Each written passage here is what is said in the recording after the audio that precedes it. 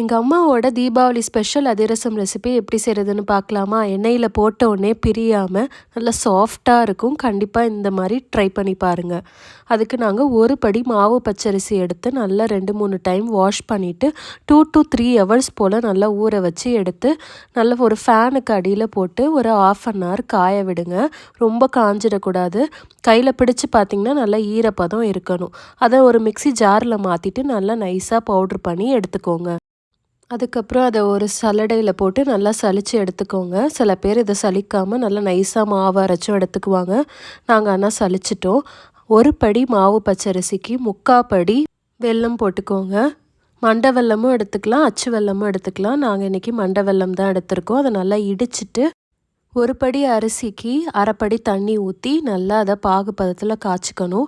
நல்லா ஹீட் ஆகி மெல்ட் ஆன பிறகு ஒரு வடிகட்டியில் வச்சு வடிகட்டி எடுத்துக்கோங்க.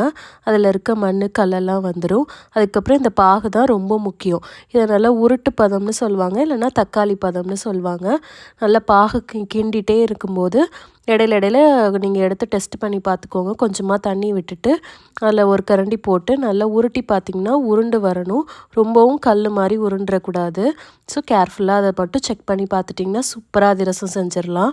மாவில் ஒரு 1/2 டீஸ்பூன் உப்பு போட்டுக்கோங்க. 1 டீஸ்பூன் ஏலக்காய் சுக்கு பொடி போட்டுக்கோங்க.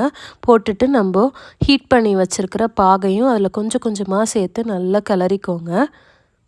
பாகு நல்லா ஹீட்டாக இருக்கும்போதே ஊற்றி கிளற ஆரம்பிச்சிடணும். ஆற விட்டுறாதீங்க. நல்லா சூடாக இருக்கிறதுல கிளறிட்டு 1 டேபிள் ஸ்பூன் நெய் போட்டுக்கோங்க. நெய் போட்டு நல்லா மிக்ஸ் பண்ணி விட்டுட்டு 1 டே ஃபுல்லாக அப்படியே க்ளோஸ் பண்ணி ஊற வச்சுருங்க. நல்லா ஊற நல்லா டேஸ்ட்டாக இருக்கும். 1 day to 2 days 3 days வரைக்கும் மேக்ஸிமம் நம்ம வச்சுக்கலாம். வச்சுட்டு அதுக்கப்புறம் அதை ஒரு இலையில் எடுத்து குட்டி குட்டியாக ரவுண்ட் ஷேப்பில் நல்லா மெல்லிஸாக தட்டி நடுவில் ஓட்டை போட்டு கடலெண்ணெயில் பொரித்து எடுக்கணும். 2 சைடும் திருப்பி போட்டு கலர் சேஞ்ச் ஆகிற அளவுக்கு நல்லா ஃப்ரை பண்ணி எடுத்துக்கோங்க. அவ்வளோதான், சூப்பர் டேஸ்டி அதிரசம் ரெடி ஆகிடும். அதில் எண்ணெய் நிறையா குடிச்சிருக்கும். ஸோ அதை ஒரு 2 பிளேட்டுக்கு இடையில வச்சு நல்லா அமுக்குனிங்கன்னா அந்த எண்ணெயெல்லாம் பிழிஞ்சிடலாம்.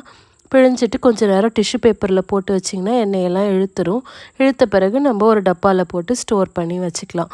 நல்ல டேஸ்டியாக இருக்கும். இதே அளவுகளோட இதே டிப்ஸை ஃபாலோ பண்ணி கண்டிப்பாக இந்த தீபாவளிக்கு இந்த அதிரசம் செஞ்சு பார்த்துட்டு எப்படி இருக்குன்னு எனக்கு கமெண்ட்ஸில் சொல்லுங்கள். Tata, see you, bye bye, happy Diwali.